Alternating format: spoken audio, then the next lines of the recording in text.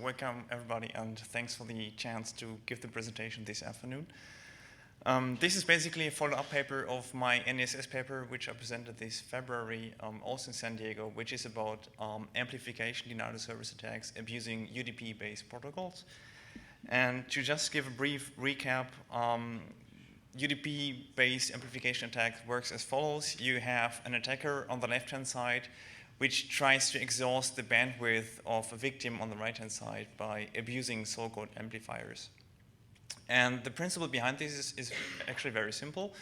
The attacker would IP spoof the packets, so he would impersonate the IP address of the victim, so that the amplifiers in the middle would send the replies back to the victim instead of the attacker.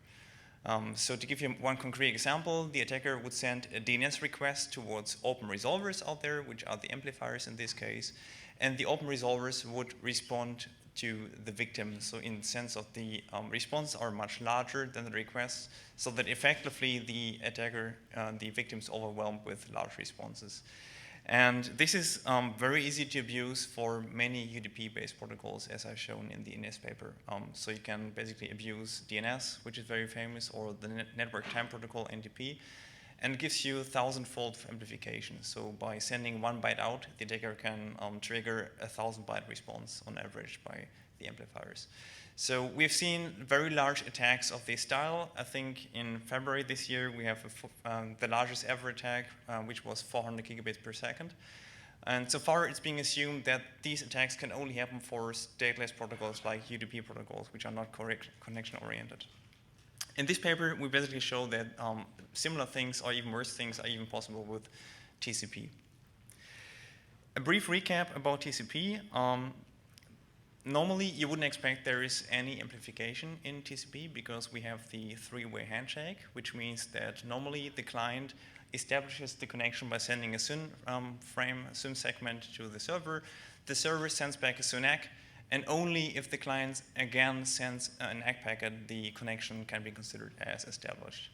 So in the worst case, if the attacker tries to abuse this handshake, what you would see is that there is a SYN packet to the amplifier, and the amplifier would send a single SYN ACK packet to the attacker, to the victim.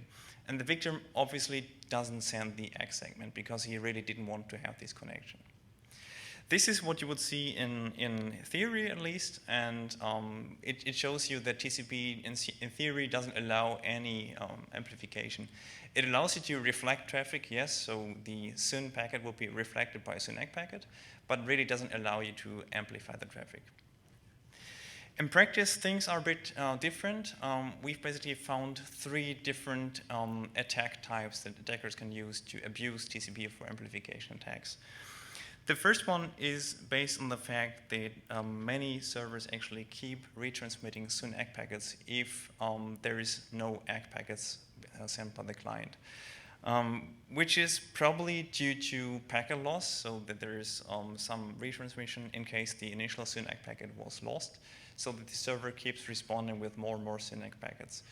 And we found that there's like thousands of servers out there that work this way. And it's actually, if you look at the Linux, it's the default. So if you take any Linux system, you will see that there is normally 6 SYN ACK packets coming back from the system. It's actually a very, very easy amplification factor. The second type of attack that we found, and which we're very surprised to see, is that many servers actually already respond with data, although the handshake hasn't been completed yet. Which is kind of dumb, especially in the, from the perspective of amplification attacks. But it probably is like motivated by the fact that this way the server can save 1 round-trip time to send the first data to the client. So we've seen many FTP servers and tenant servers which send you a banner, like a welcome banner, hey, this is server XYZ. And this is already included in the push data which is sent to the client before the three-way handshake is finished, which is kind of problematic from the perspective of amplification attacks. Also, I mean, these 2 types of attacks happen if there is an open server, right? So the server has some service running on a particular port we can send a SYN packet to, and there will be some response. if the port is closed, so there is no server running, you would expect that there is normally nothing happening, or even no response, or a single reset packet to indicate that the service is not available, or an ICMP arrangeable, whatever you would expect.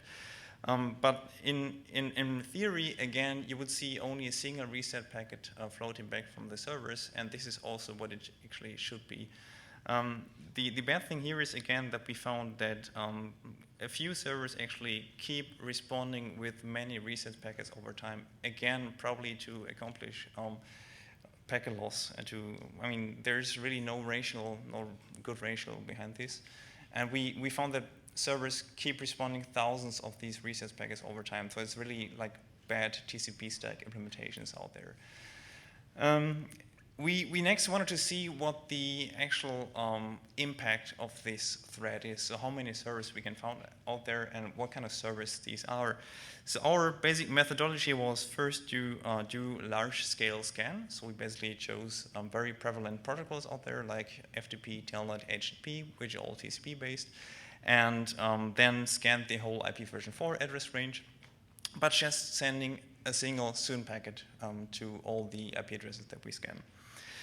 We then filter on hosts that have an amplification factor of at least 20, which means by sending one SYN packet out, we got at least 20 responses back, or accordingly larger packets back.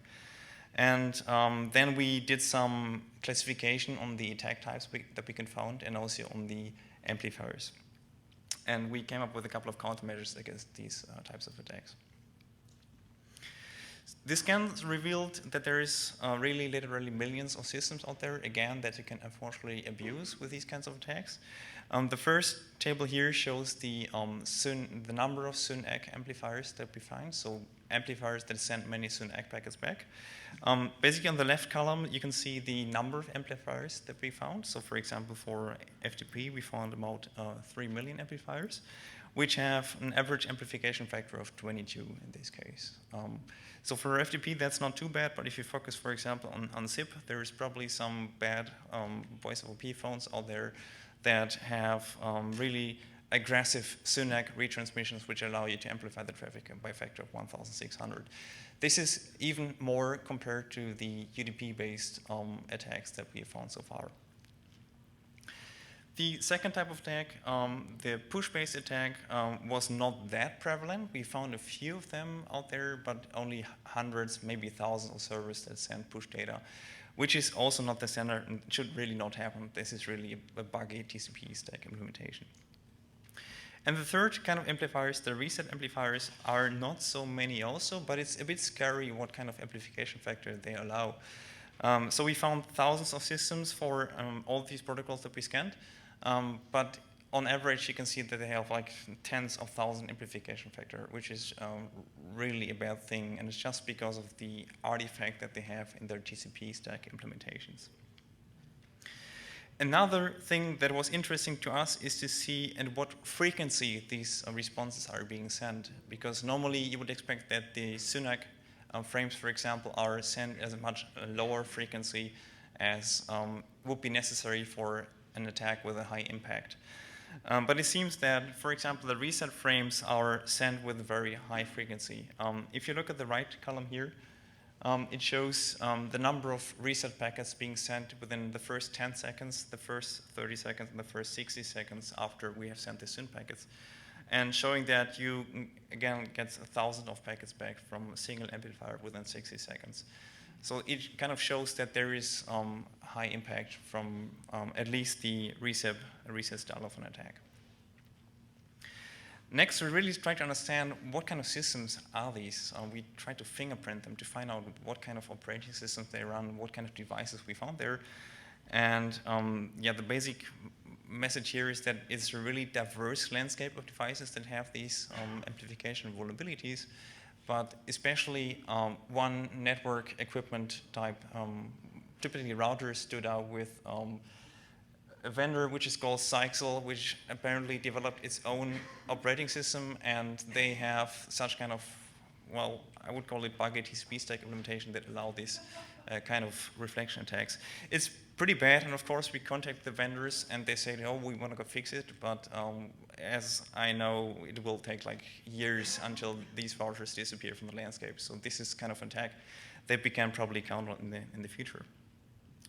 The good thing is there is counterattacks that we can use, and counterattacks in the sense of not like blocking traffic, but actually active defense techniques that we can use.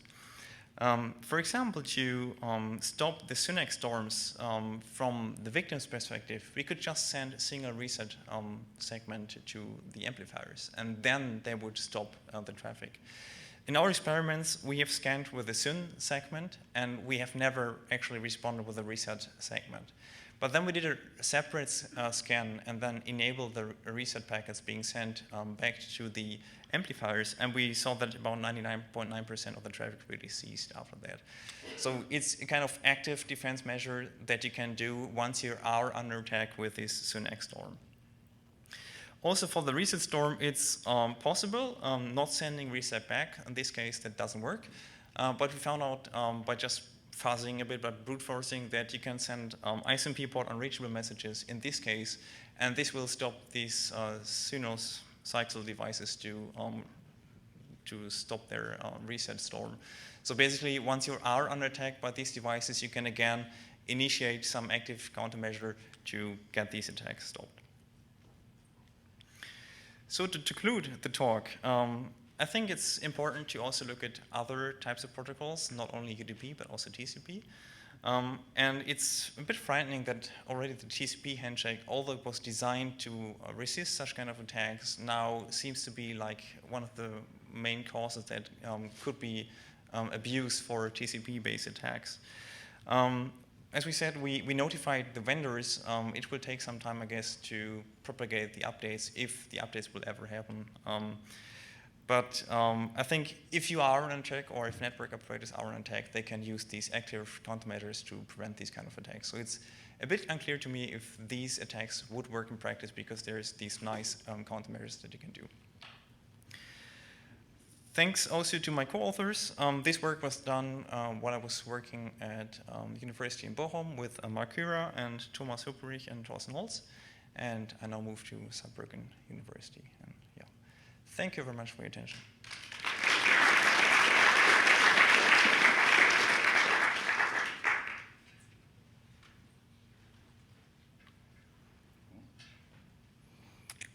Just a comment on CyXL.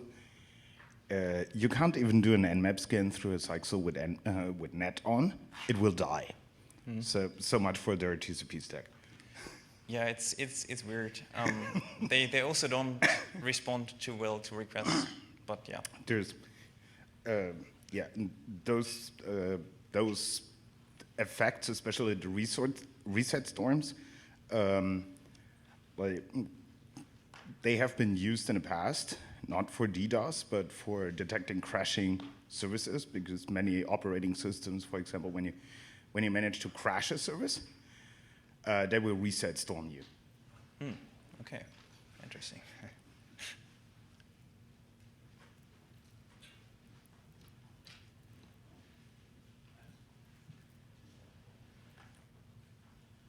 Could you talk about the tool you use to do the operating system fingerprint?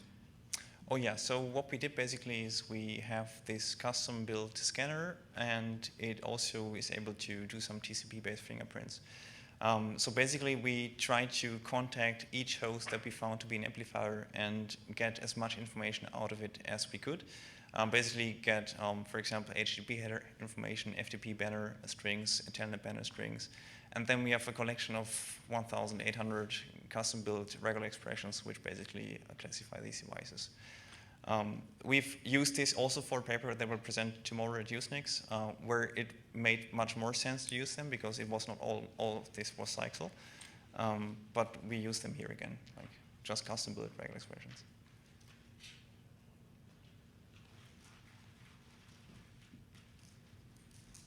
Refero. So just curious, why wouldn't you use Nmap's OS fingerprinter?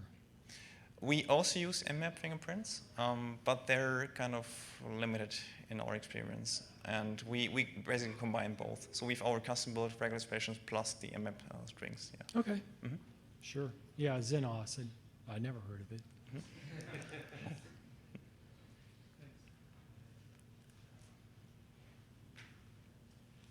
We got plenty of time for questions, even though don't move too fast because we're going to have our program chair just after that giving the closing remarks. But before that, let's close up with Christian. Any more questions? Nobody? Thank you, Christian. Okay, thanks.